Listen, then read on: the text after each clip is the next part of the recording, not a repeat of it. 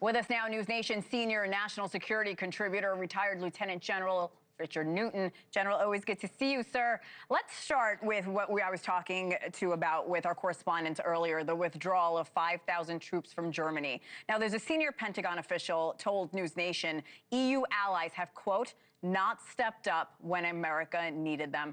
Lieutenant General, is this simply a warning shot to our EU allies for not helping us in Iran? Like, this could get a lot worse. For our viewers, and you know this as well, 5,000 troops is not a lot considering they have 35,000 troops on the ground, but we've had a huge presence in Germany for decades.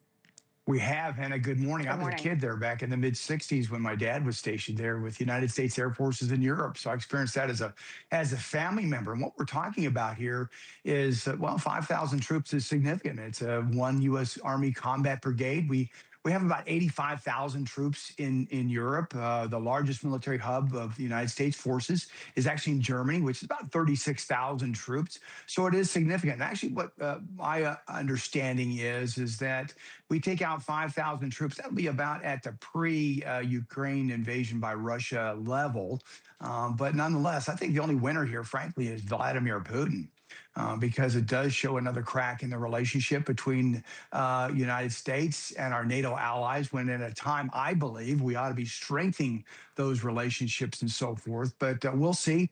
As reported, it'll take about 6 to 8, maybe 10 months to withdraw U.S. forces. But I believe it is rather significant. And it's one that I think doesn't strengthen NATO, but could possibly weaken NATO in that regard. Let's get back to Iran, Lieutenant General. Over the past couple of days, you know this as well as I do, President Trump and the Supreme Leader have traded public statements back and forth, including on social media, which is unprecedented in the past. How does U.S. military presence affect Iran's ultimate decision when it comes to stabilizing nuclear ambitions and, of course, the Strait of Hormuz? I think it's the most vital U.S. national security tool that we have in the region vis-a-vis what Iran may be trying to either contemplate or how they would move forward, certainly with U.S. diplomatic relationships. So what I just laid out for you is all U.S. instruments of national power, military, diplomatic, information, economic, finance are at work here, but military being the key. We've got 2 carrier strike groups up in the North Arabian Sea now, Hena, and they're the ones more than a dozen ships are overseeing what has been to date a very effective U.S. naval blockade of the Strait of Hormuz against any ships going to and from Iranian ports. And so that is really impacting significantly, I believe, the Iranian economy. 90% of their economy is really based on the flow of goods between, in and out of the strait. So I think the economic blockade with U.S. military capabilities is significant. Also, we've established a very robust military air bridge to bring forces in and out in the region. That could be more ground forces.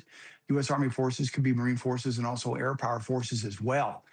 So the United States military is not going anywhere, and that really is what bolsters the President Trump's position at the diplomatic table, but also U.S. forces in the region in terms of compelling and deterring Iran from acting out against the United States. Let's talk money and the price tag. Secretary Hegseth testified this week that the war in Iran has already cost $25 billion. Many are saying it's going to cost a lot more than that when it comes to replacing munitions on our military bases. Sir, help us understand the financial costs for the U.S. military presence in the region to maintain this blockade and, of course, watch Iran. You've heard me say this before, freedom is not free. I think U.S. national security interests are at stake in the Mideast. I've testified in both the House and Senate a number of times. It really comes down to talking about appropriations, authorizations of monies, and so forth. And so this is where the United States, from a military standpoint, and certainly our Department of War leaders, such as Secretary Hegseth, we see here, need to continue to engage the Congress. Because when you engage the Congress, you also are communicating to the American people why, and I think it is justified here with regard to additional monies and why we have U.S. forces positioned in the Mideast and so forth. What we're talking about is that $25 billion. It could be more. The comptroller of the Department of War testified that it's likely and most likely the administration will go back for what we call a supplemental in addition to what had already been authorized and approved by the Congress for this Operation Epic Fury. I think it's going to go beyond $25 billion, but I believe it's justified.